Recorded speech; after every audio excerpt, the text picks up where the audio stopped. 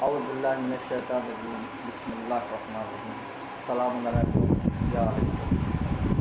ہمارے ساتھ آج موجود ہے جناب مولانا دین علی جعفری صاحب،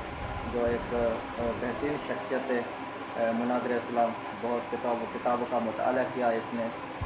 آج اس کے ساتھ میں آیا ہوں ایک ڈسکس کرنے کے لیے کہ زین بھائی، ایک دوست نے سوال کیا تھا مجھ سے کہ سید صاحب آپ بتائیں کہ یہ جو شیعہ دو نمازوں کو ایک ساتھ پڑھتے ہیں، ملا کے پڑھتے ہیں کہ ظہر اور عصر کی نماز اور مغرب اور عشاء، یہ کہاں لکھا ہوا ہے؟ قرآن کی کس آیت میں لکھا ہوا ہے اور کس کتابوں میں لکھا ہوا ہے کہ آپ شیعہ جو ہے 3 وقتوں میں 5 وقت پڑھتے ہو، 3 وقتوں میں 5 وقت نماز پڑھتے ہو، الگ الگ کیوں نہیں پڑھتے؟ تو میرے ذہن میں 2 قرآن کی آیت میں نے پڑھی۔ جب میں نے قرآن پڑھا تو 2 آیتیں مجھے ملی، جو میں آپ کو بتانا چاہتا ہوں آیت وہ بتا رہا ہوں اور ناظرین کے سامنے پیش کر رہا ہوں۔ یہ میرے پاس موجود ہے قرآن مجید، یہ دیکھیے قرآن مجید موجود ہے میرے پاس، اور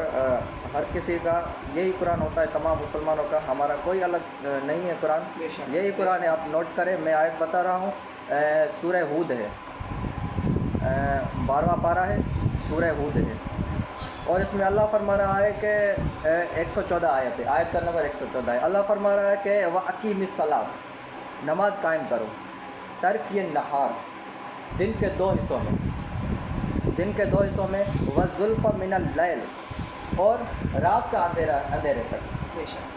یعنی طرف نہار، نہار تسنیہ کا صیغہ ہے، جو جس کو عربی آتی ہے اور اس سے مخاطب ہونا چاہیے، نہار جو لفظ ہے، یعنی دن کے 2 حصے، وَالزُّلْفَ مِنَ اللَّيْلِ، جب رات ہو جاتی ہے، لیل کہتے ہیں رات کو۔ تو اس آیت سے ثابت ہوا کہ دن کے 2 حصے کون سے؟ فجر ایک، اور دوسرا دوپہر کا جو وقت ہوتا ہے وہ، اور تیسرا وقت ہمیں بتایا گیا من اللیل، یعنی ہم جو مغرب کے وقت پڑھتے ہیں۔ یعنی اس سورہ ہود سے ثابت ہوا کہ 3 وقت نماز ہم 3 وقتوں میں 5 وقت نماز پڑھ سکتے ہیں۔ اور دوسری آیت میرے پاس یہ ہے، سورہ بنی اسرائیل، 15واں پارہ ہے، وہ نمبر بھی بتا دیں آیت کا بھی ہے۔ یہ 15واں پارہ ہے اور سورہ بنی اسرائیل ہے، اور اس میں جو آیت کا نمبر ہے وہ 78 ہے۔ اللہ فرما رہا ہے کہ اقیم الصلاۃ، نماز قائم کرو، لے دلوک الشمس الی غسق اللیل، لے دلوک الشمس، زوال آفتاب سے لے کر الی غسق اللیل، رات تک، یعنی زوال آفتاب سے لے کر الی غسق اللیل، رات تک، وقرآن الفجر، اور فجر کے وقت، اس میں بھی 3 وقت اللہ نے بتائے کہ نماز قائم کرو زوال آفتاب سے لے کر، یعنی دوپہر کا وقت جو ہوتا ہے، اور الی غسق اللیل، جب رات کا اندھیرا ہو جاتا ہے، دوسرا یہ وقت، تیسرا وقت وقرآن الفجر، فجر کا وقت۔ تو یہ 2 آیتیں میرے پاس موجود ہے جو میں نے قرآن سے دکھائی، سورہ بنی اسرائیل اور سورہ ہود میں۔ یہ ثابت ہے کہ 3 وقت پورے قرآن مجید میں 3 وقت بتائے گئے جو ہم شیعہ نماز پڑھتے ہیں، 3 وقتوں میں 5 وقت ادا کرتے ہیں۔ یہ قرآن مجید میں 3 وقت ذکر ہوئے ہیں۔ اب آپ سے میں کہوں گا کہ آپ جس کتابوں میں جو لکھا ہوا ہے، معتبر اہل سنت پوچھتے ہیں کہ کس کتابوں میں لکھا ہوا ہے، کون سی رسول کی حدیث ہے کہ رسول نے کب پڑھائی ہے نماز ساتھ ملا کے، وہ آپ دوستوں کے ساتھ ملاحظہ فرمائیں۔ اور اعوذ باللہ من الشیطان الرجیم، بسم اللہ الرحمن الرحیم، اما بعد، فقال سبحانہ وتعالی فی کلام المجید والفرقان الحمید وقولہ الحق واصدق الصادقین، بسم اللہ الرحمن الرحیم، یا ایھا الذین آمنوا اتقوا اللہ وقولوا قولا سدیدا۔ عزیزان محترم، آپ نے قرآن کریم کی جو آیت پڑھی، بہترین انداز میں آپ نے گفتگو کی،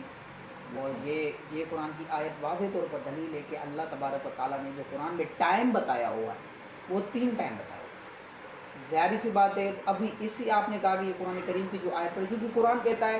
یہ قرآن کا بالکل جو نا اظہر من الشمس فیصلہ ہے کہ قرآن کہتا ہے وَمَن لَّمْ يَحْكُم بِمَا أَنزَلَ اللَّهُ فَأُولَٰئِكَ هُمُ الْكَافِرُونَ، جو قرآن کے مطابق فیصلہ نہیں کرتا وہ کافر ہے،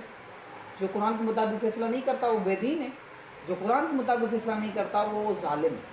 تو آپ نے بہترین، ماشاءاللہ علامہ صاحب، آپ نے بہترین قرآن کی آیت پیش کی، اور ابھی میں اسی آیت کی تفسیر میں آپ کی جو نا تو انشاءاللہ یہ کتاب میرے پاس موجود ہے۔ کتاب کا نام ہے تفسیر در منصور، تفسیر در منصور، لکھنے والے امام جلال الدین سیوطی۔ اس کی 3ری جلد ہے، اور اسی آیت کے ذیل میں لکھتا ہے کہ امام عبد الرزاق ابن حزم اور ابن حاتم کے بارے میں انہوں نے اپنی تفسیر میں یہ لکھا ہے کہ جو نا اس کے مقدمے میں یہ بات لکھی ہے، من کان عندہ حاضل کتاب جامع، جس کے پاس یہ میری کتاب ہوگی، فکان نبیا یتکلم، جس کے پاس یہ کتاب ہوگی میری جو جامع کتاب ہے، اس کے پاس نبی ہے جو کلام کرتا ہے، اس میں یہ بات موجود ہے۔ وہ کہتا ہے کہ انہوں نے نقل کیا کیا بیان کہ اسی آیت کے ذیل میں وہ کہتا ہے کہ حضرت ابن عباس بیان کرتے ہیں کہ رسول خدا صلی اللہ علیہ وآلہ وسلم نے فجر کی نماز پڑھی، فجر کی نماز پڑھنے کے بعد جیسے ہی ظہر کا وقت آیا تو ظہر اور عصر دونوں نمازوں کو اکٹھے پڑھی، اور اس کے بعد جب یہ وقت آیا کہ بھائی جب مغرب کا وقت آیا تو عشاء اور مغرب یہ دونوں نمازیں ساتھ میں ملا کر پڑھی اسی آیت کے ذیل میں۔ اور جلال الدین سیوطی 560 کتابوں کا مصنف ہے اہل سنت کا، اور اسی آیت کے ذیل میں وہ فرماتا ہے اور کہتا ہے کہ اور اس کے بارے میں علماء رجال لکھتے ہیں کہ یہ نبی کریم صلی اللہ علیہ وآلہ وسلم کی کھڑے کھڑے زیارت کرتا ہے، اتنا بڑا اہل سنت کا عالم دین۔ کیونکہ ایک دیکھا جائے کہ یہ آیت جو ہے، اب دیکھا جائے کہ قرآن نہ کسی سنی پہ نازل ہوا ہے نہ کسی شیعہ پہ نازل ہوا ہے، قرآن نازل ہوا ہے نبی کریم صلی اللہ علیہ وآلہ وسلم کی ذات پر، تو تفسیر بھی وہی کریں گے۔ تو کہتے ہیں کہ اسی آیت میں انشاءاللہ آپ کو دوں گا کہ آپ اس میں حوالہ لگائیں